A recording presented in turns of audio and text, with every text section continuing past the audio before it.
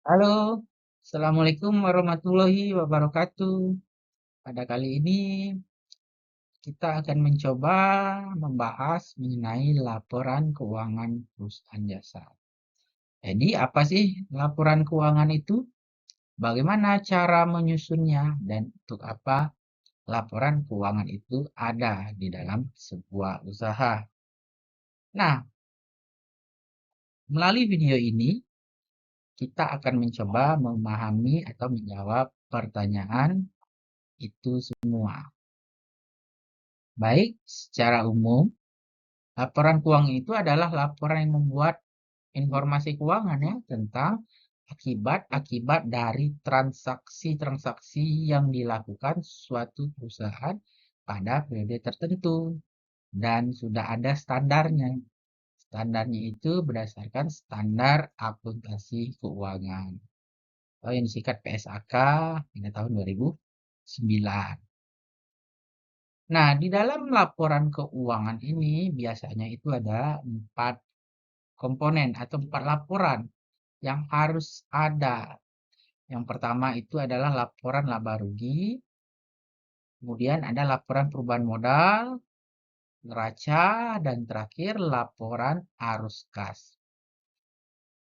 Apa sih keempat laporan ini dan bagaimana cara membuatnya? Bentuknya seperti apa? Baik, mari kita coba bahas secara satu persatu. Nah, yang pertama ada laporan laba rugi. Nah, secara umum bentuk laporan laba rugi itu seperti ini ya. Di mana ada pertama itu identitas atau kop dari laporan tersebut. Di mana biasanya memuat nama perusahaan dan nama laporannya. Nah, itu wajib dan tanggal tahun pelaporannya. Nah, ini ketiga komponen ini harus ada. Kemudian isinya itu biasanya ada akun pendapatan, ada akun beban, dan terakhir akan menunjukkan laba atau ruginya perusahaan tersebut. Nah, jadi laporan laba rugi itu adalah laporan yang menyajikan hasil usaha perusahaan dalam rentang waktu tertentu. Tentang waktu ini maksudnya bisa 1 bulan, bisa 1 tahun. Nah, biasanya dibuat itu dalam rentang 1 tahun dan dibuat pada akhir periode atau akhir tahun pada tanggal 31 Desember. Nah, bisa kita lihat di identitasnya itu tanggal 31 Desember. Nah, tentu saja cara perhitungannya ya, itu ialah pendapatan dikurangi dengan beban-beban yang telah terjadi selama 1 tahun tersebut. Total keseluruhan pendapatan jasa ya dikurangi dengan total keseluruhan beban yang terjadi. Nah, di akhir akan dilihat laba atau rugi usaha tersebut. Nah, tentu saja jika pendapatan lebih besar atau lebih banyak daripada buat, maka tentu usaha itu untung. Tapi sebaliknya, ternyata jika beban yang lebih besar, lebih banyak ya, uang yang dikeluarkan lebih banyak daripada yang didapat, maka tentu saja usaha itu rugi. Nah, jadi inilah laporan laba rugi. Itu laporan yang memberitahu bahwa dalam 1 tahun itu usaha ini untung atau rugikah.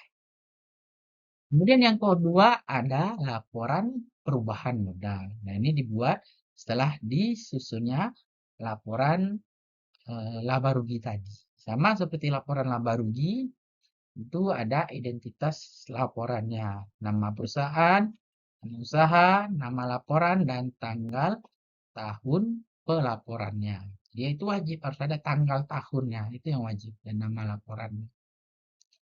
Nah, di dalam laporan perubahan modal ini ada yang namanya akun-akun. Pertama akun modal. Itu wajib modal awal ya, modal awal yang disetorkan misalnya di awal tahun atau nilai modal yang ada di awal tahun. 1 Januari misalnya. Kemudian ada tadi akun laba rugi yang diperoleh dari laporan laba rugi. Nah, jika laba ya ditulis laba, jika rugi ya ditulis rugi di sini. Dan akun prive. Dan kemudian ada setelah diperoleh 3 akun ini maka akan didapat akun modal akhir. Nah, ketentuannya modal awal ini akan dikurangkan oleh rugi dan prive. Itu jika berkurang ya. Tapi modal awalnya akan bertambah jika perusahaan itu laba. Nah, begini, jika perusahaan itu laba, maka laba tadi itu akan menambah modal. Tapi jika perusahaan rugi, maka rugi tersebut akan mengurangi modal di akhir. Modal awal tadi akan berkurang di akhir jika rugi. Nah, kemudian prive ini adalah mengambil uang. Nah, ini secara otomatis akan mengurangi laba. Nah, jika kita lihat di laporan laba rugi tadi, perusahaannya mengalami kerugian sebesar 1.100.000. Nah, jika rugi, maka eh, nah ini jika rugi, maka rugi ini akan mengurangi dari modal awal tadi. Dan dikurangi ternyata juga ada price yang diambil si pemilik usaha. Artinya modal awalnya dikurangi dengan penjumlahan antara rugi dan price ini. Dan ternyata di akhir modalnya berkurang. Nah, jadi laporan perubahan modal ini adalah laporan yang menyajikan perubahan modal terus usaha dari satu periode ke waktu tertentu untuk laporan perubahan modal. Nah, ini tadi untung modal bertambah, rugi modal berkurang. Nah, laporan keuangan yang ketiga yaitu neraca atau bisa disebut laporan posisi keuangan. Nah, sama ini bentuknya bisa ke samping, bisa ke bawah, aktiva, kewajiban dan modal. Nah, setiap laporan itu wajib ada identitasnya. Setidaknya ada nama perusahaan, nama laporan, dan tanggal tahun pelaporannya kapan. Nah, dalam laporan posisi keuangan ini atau neraca ini tentu ada 3 akun yang harus di input di laporan ini. Ada aktiva, ada kewajiban dan modal. Nah, jika masih ingat ini adalah persamaan dasar akuntansi, yaitu aktiva sama dengan kewajiban ditambah modal. Nah, jika kita lihat maka aktiva dan kewajiban tambah modal itu harus balance karena mengikuti persamaan dasar akuntansi. Nah, jadi laporan posisi keuangan atau neraca ini adalah laporan yang menggambarkan bagaimana keadaan dari aktiva, aset ya, aset usaha, dari kewajiban, utang-utang, usaha, dan modal usaha dalam suatu periode tertentu. Nah, ini untuk melihat bagaimana sih keadaan perusahaan ini, bagus atau tidak. Nah, sejahtera atau tidak usaha ini, aset-asetnya bagaimana, kewajibannya bagaimana, modalnya bagaimana. Nah, kita lihat ini sama. Nah, jika tidak balance, maka itu ada kesalahan dalam mencatatannya. Bisa dari jurnal umum, bisa dari buku besar, saldo, dan sebagainya. Banyak harus kembali ke belakang untuk melihat kesalahan yang terjadi. Jadi dia di dalam laporan ini harus memenuhi standar atau persamaan dasar akuntansi. Aktiva sama dengan kewajiban plus modal. Sehingga jika telah beres, maka laporan posisi keuangan ini dianggap sudah benar. Nah, dan terakhir ada yang namanya laporan arus kas. Nah, laporan arus kas ini adalah laporan yang menunjukkan bagaimana uang itu datang, bertambah, maupun uang itu pergi. Arus kan, datang, pergi, keluar, masuk itu. Kalau uang itu berkurang. Nah, itu laporan arus kas. Nah, Dan juga selama periode tertentu 1 tahun. Kalau di sini 1 tahun. Nah, untuk mendapatkan angka-angka ini gampang. Itu tinggal kita lihat dari buku besarnya. Nah, sebelum itu, laporan arus kas ini terdiri dari 3 komponen, yaitu arus kas. Kalau arus itu berarti penerimaan dan pengeluaran. Arus kas dari aktivitas operasional, operasi. Itu ya aktivitas kalau usaha jasa ya dari dia melakukan jasa dapat uang ataupun mengeluarkan uang selama dia melakukan aktivitas usahanya. Bayar listrik, bayar telepon, bayar utang gitu. Bayar makan karyawan, beli makan atau gaji karyawan dan sebagainya. Itu komponen yang pertama, arus kas dari aktivitas operasi. Kemudian ada dari arus kas dari aktivitas investasi.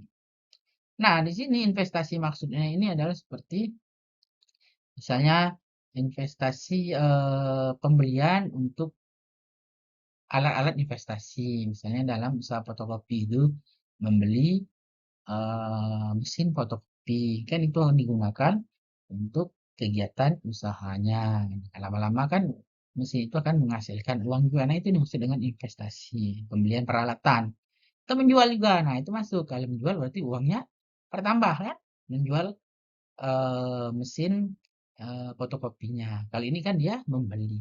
Jadi uangnya berkurang. Ini tanda kurungnya berkurang ya, berkurang.